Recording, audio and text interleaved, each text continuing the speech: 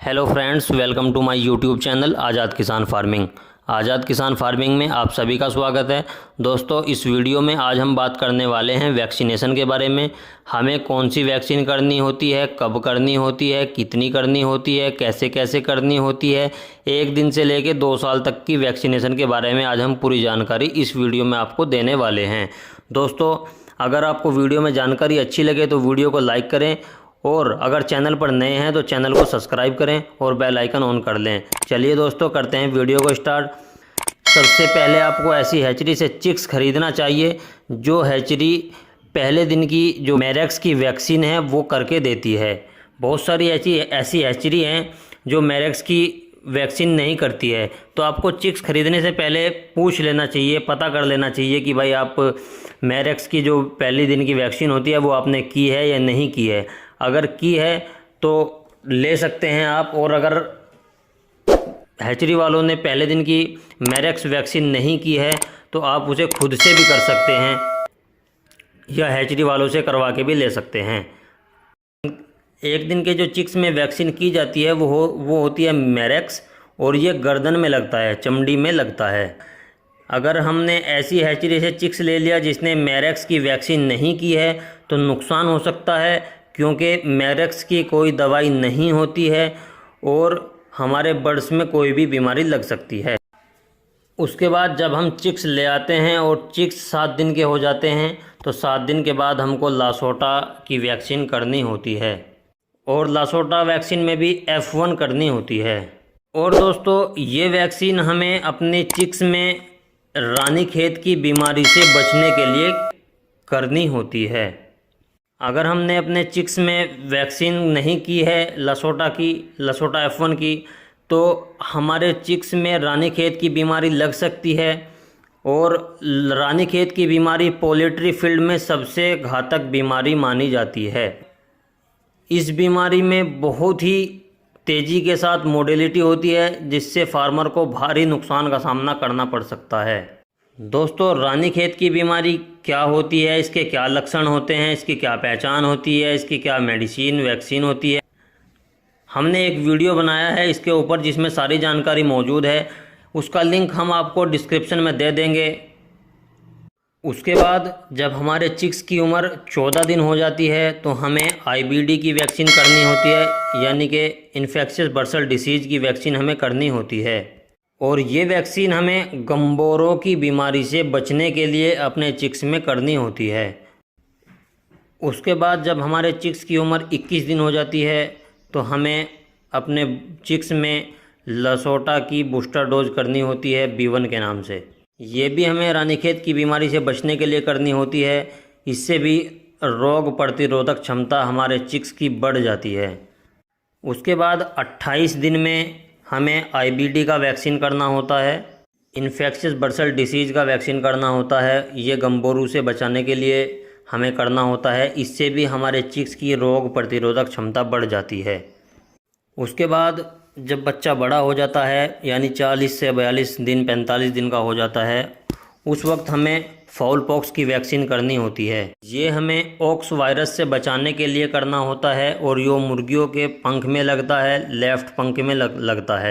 उसके बाद यही वैक्सीन हमें दोबारा करना होता है 90 से लेकर 100 दिन में, फाउल पॉक्स वाला।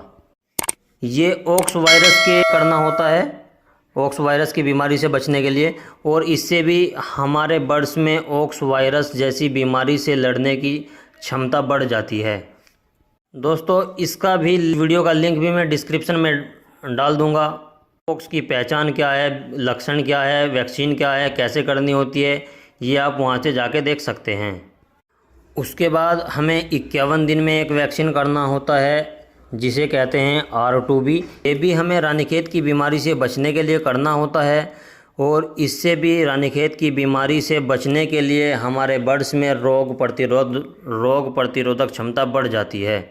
इसे करने के लिए एक इम्पोर्टेंट बात होती है, इसे हम पानी में या आँख में नहीं दे सकते हैं। ये वैक्सीन हमें बाई इंजेक्शन करना होता है, और ये लेफ़्ट वाले पंख में करना होता है।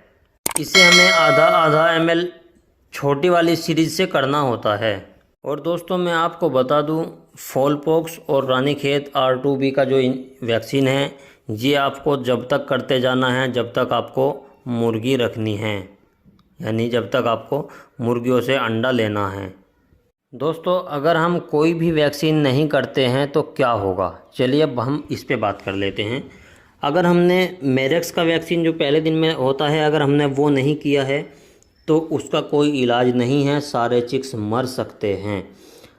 अगर किसी चिक्स का इम्यूनिटी सिस्टम मजबूत है तो वो बच सकता है 1%।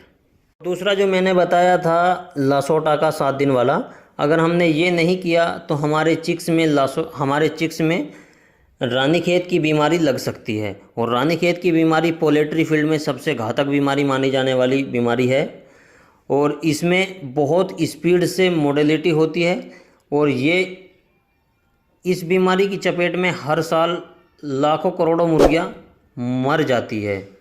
और जो फिर हमने बताई थी तीसरे नंबर पे 14 दिन की IBD इन्फेक्शस बर्सल डिसीज़ की, ये गंबोरू के लिए है। ये भी हमें करना बहुत ज़रूरी होता है, इससे भी हमें भारी नुकसान का सामना करना पड़ सकता है। उसके बाद हमने आपको बताया था लसोटा की बूस्टर डोज 21 दिन वाली, ये भी करना बहुत ज़रूरी होता है। और उसके बाद IBD बताई थी 28 दिन में, ये भी ज़रूरी होता है। और 40-42 दिन में हमने फॉलपॉक्स बताया था, ये भी बहुत ज़रूरी होता है। 90 दिन में दूसरी इसकी वैक्सीन करनी होती है फॉलपॉक्स की, और 51 दिन में RB2 रानीखेत की वैक्सीन करनी होती है। ये सारी वैक्सीन जो मैंने आपको बताई है, ये बहुत ज़रूरी करनी होती है। अगर आप नहीं करेंगे तो हमें भारी नुकसान का सामना करना पड़ सकता है और हमारे चिक्स मर सकते हैं। और दोस्तों, मैं आपको बता दूं, ये सारी वैक्सीन बहुत ज़्यादा कॉस्टली नहीं होती है, बहुत कम दाम पे मिल जाती है। बहुत सारे फार्मर्स सोचते हैं कि इतनी सारी वैक्सीन बहुत सारे पैसों की आएगी, नहीं करते हैं, छोड़ देते हैं। तो दोस्तों, ऐसा सोचने से आपको भारी नुकसान का सामना करना पड़ सकता है। ये सारी वैक्सीन बहुत ही कम कॉस्टली होती है, ज़्यादा हाई फाई कॉस्टली ये वैक्सीन नहीं होती है। तो मैं आपको राय दूंगा कि आपको सारी वैक्सीन जैसे बताई गई है, जौन सी बताई गई है, जितनी बताई गई है, जिस टाइम पे बताई गई है, आपको सारी करनी चाहिए। ये सारी वैक्सीन आपको किसी भी वेटनरी शॉप पे आसानी के साथ मिल जाती है। इसके साथ साथ हमें बायोसिक्योरिटी का बहुत ध्यान रखना ज़रूरी होता है। बायोसिक्योरिटी क्या होता है कि हमें किसी को भी फार्म में अंदर नहीं जाने देना है डायरेक्टली। पहले उसको आपको कोर्सोलिन TH से डिसइंफेक्टेड करना है, उसके बाद ही आप उसको फार्म में अंदर जाने दें।